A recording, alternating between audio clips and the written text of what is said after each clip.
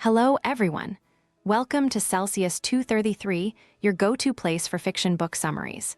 Today we will get lost in the pages of 1+1 by Jojo Moyes.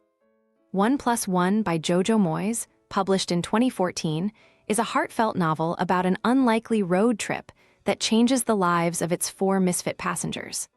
Struggling single mother Jess Thomas is determined to give her mathematically gifted daughter, Tanzie, a chance at a prestigious education. When circumstances force them into an impromptu journey with the wealthy yet troubled Ed Nicholls, their collision of worlds leads to an unforgettable adventure filled with humor, love, and self-discovery. Plot summary: Ed Nicholls never imagined that a casual conversation could derail his entire life. A successful tech entrepreneur, he had everything: money, prestige, and a thriving company, until a careless slip about an upcoming product launch landed him in the crosshairs of an insider trading investigation. His world unravels in an instant. The board suspends him, his business partner turns his back on him, and the police are circling. Advised to lay low, he retreats to his barely used coastal holiday home, unsure of what comes next. Jess Thomas has spent years mastering the art of survival. A single mother working multiple jobs, she is the glue holding her fragile family together. Her husband, Marty, walked out 2 years ago, leaving her with their daughter, Tanzie, and her stepson, Nicky. Money is always tight, but Jess makes do, scrubbing vacation homes by day and bartending by night. When Tanzie is offered a partial scholarship to a prestigious school for her extraordinary math skills, it feels like a miracle. But even with the tuition discount, the costs of uniforms, books, and transport are more than Jess can manage. There is a way. A math competition in Scotland offers a prize that would cover the first year's expenses. Tanzie, armed with her brilliance, could win, but getting to Scotland without a car or spare cash presents another impossible challenge. Jess, ever the optimist, decides to take the risk anyway. Her plan unravels before it even begins. Borrowing Marty's old, neglected Rolls-Royce, a relic from his failed wedding business, she sets off with Tanzie, Nicky, and their lumbering dog, Norman. The car barely makes it out of town before the police pull them over. No insurance, no road tax, no way forward. Stranded at the roadside, hope dwindling, Jess watches an expensive black Audi pull up alongside them. Ed is already having the worst few weeks of his life. The last thing he expects is to find his cleaning lady, Jess, marooned on the side of the road with 2 kids and a giant dog.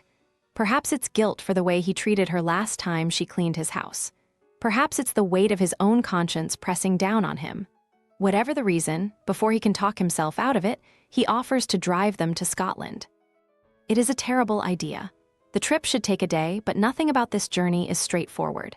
Tanzie gets violently carsick, forcing them to drive at an agonizingly slow pace. Norman, far too large for the car, drools on everything. Nicky barely speaks, plugged into his music, brooding behind layers of black eyeliner. Jess, fiercely independent, refuses any help but is entirely at the mercy of a stranger. And Ed, awkward, out of place, navigating a situation he never intended to be in, finds himself drawn into the chaos of their little world. Miles pass, towns blur, and something unexpected begins to take shape in the confined space of the car. Tanzie thrives under Ed's attention as he quizzes her with math problems, pushing her to think bigger, aim higher. Nicky, wary at first, senses something different in Ed, someone who isn't indifferent, someone who doesn't expect him to fit into a mold he was never made for. And Jess, always the one to bear the weight of responsibility, begins to relax just enough to see the cracks in Ed's polished life. But nothing about their journey is easy. When Nicky is beaten by local bullies during a pit stop, it becomes clear that his world is far harsher than anyone had realized. When a luxury hotel turns them away for looking too shabby, Ed truly sees, what Jess has been up against for years. And when Tanzie's nerves get the best of her, Jess's determination wavers. Perhaps this was all a mistake. Ed, against all logic, finds himself wanting to help, not just out of kindness, but because he enjoys their company. Their chaos is a stark contrast to his empty, ordered life. He convinces Jess to let him pay for a proper meal, a warm bed, a night where they aren't struggling to get by. She fights him on it, of course, but for the first time in years, she lets someone else take care of things. By the time they reach Scotland, everything is different. Tanzie, despite her nerves, takes her place at the competition. The numbers flow through her fingers, elegant, precise. But when the final results are tallied, the prize slips just out of reach. Jess's heart sinks. Everything was riding on this. Defeat is heavy in the car as they turn back home. But somewhere between the slow roads and the long silences, something else has been built, something more important than money or scholarships. Ed, once so distant, is no longer just the stranger who offered a ride. He is part of them now. But reality is waiting. When they return, Jess learns the truth about Ed's legal troubles.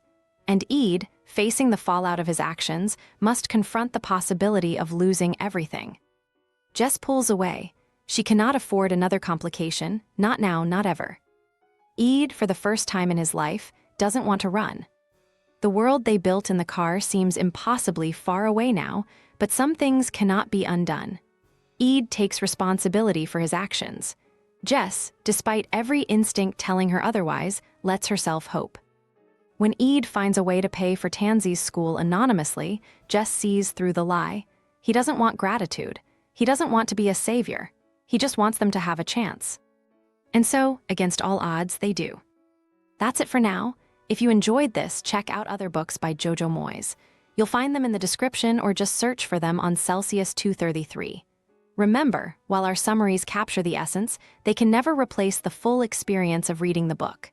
If this summary intrigued you, consider diving into the complete story, buy the book, and immerse yourself in Jojo Moyes' original work. Bye-bye, take care, have fun.